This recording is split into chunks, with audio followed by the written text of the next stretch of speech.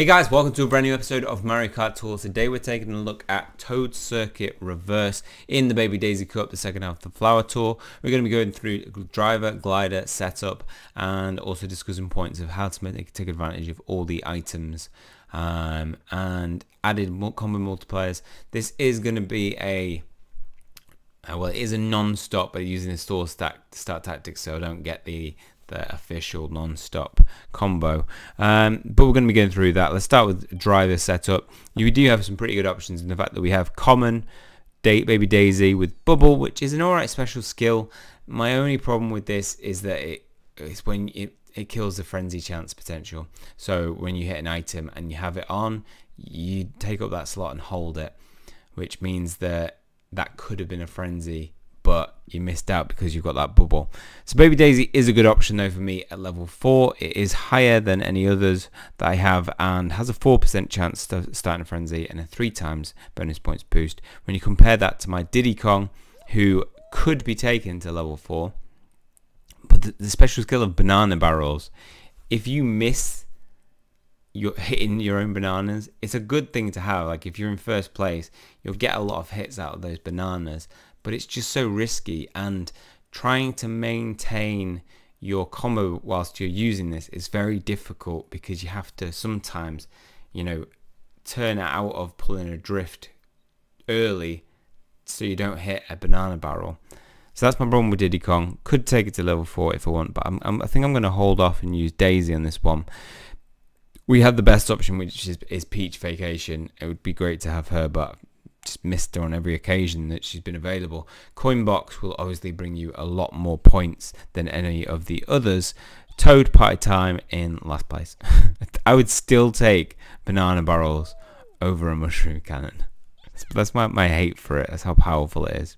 Then when it comes to kart setups, you do want to opt for something that has dash panel plus. So you have that in comparison to a jump boost plus. Isn't that great for this level?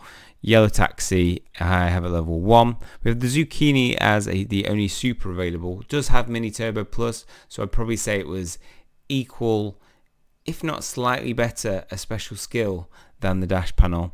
So that's definitely worth an option if it's at a good level. My Queen Bee I've invested in because it was in a lot of previous cups, and as a result of that I got it at level 4, so I will be going in with that. It's a pretty dream setup for this level. Then when it comes to gliders, you got some interesting choices. So some of you may have Piston Glider. This is not in the shop. You're gonna have to have pulled this or invested tickets into it after you've pulled it, but it has the special skill of Mushroom Plus. So at level 4 it's going to be pretty good. It will come with a 10% combo time boost. When you compare that though to a Bob on Parafoil, this does have a 15%, and it's at level 5, going on level 6, which I could take it to because it's in the shop right now, and I will have 2 yellow tickets, super tickets at the end of this cup because I'll be able to get 1 from the end of the Gold Pass rewards. But we're going in with a level 5. I just felt like this was probably better. You know, it's going to give me a good chance of maintaining my combo. Third place would probably be Butterfly Sunset after the Bob-omb. And then we've got Rainy Balloons in last place, Lightning Plus. But you may have that at a fairly high level. But I think most of us will have bought a few Bob-omb Parafoils from the shop and have this at a decent level. So let's look at this run. This was just a solo run. And I was really happy with it. It was pretty much perfect in terms of taking advantage of everything on the track, as well as maintaining my combo. So to begin on this one, we opted to use a stall start tactic on this one, just because you got a good chance of getting a nice frenzy from the beginning with a stall start, which we'll see comes good. And I'd probably say it was medium difficulty in finishing the race in first place. With 2 frenzies, you're going to be able to carry enough speed probably to catch up anyway. So coming through here, setting up for these coins, even though they might not come in time, we get a nice little hit with our bubble from the beginning, which probably makes up for those coins that somebody else took in front of us. Then it's about lining up for these coins. He takes 1, but somebody's crashed, and we managed to get the 3 coins that are there in another way. Then we start charging to the right straight away, to be sure to, if you do get that bubble, to be ready for when it pops open. We missed that coin so that we can get a green shell hit. Then release my green shell there. I managed to hit 3 traffic cones. So definitely make use of those traffic cones. And if you have a mushroom, use that to push through a Goomba, or you might have an item that you can use to hit them with, like a green shell. Coming through here, I opt for a charge to after the dash panels to connect me to these coins, and then it's a little bit more difficult, but try and build up a charge so that you're ready after that coin to get you to the finish line. Now here is where I like to use my item ticket. Here you see I get a coin, and you can opt to then hold your drift if you really need to, but it gives you the items to be able to get to here without any extreme difficulty. And then we pull a coin frenzy on our second run in the same position as we got the bubble frenzy. So we're pulling huge points here. Double frenzy run, set up for these coins, don't miss them. 79 points each coin at this point, so it's what, 240 extra points by going through those.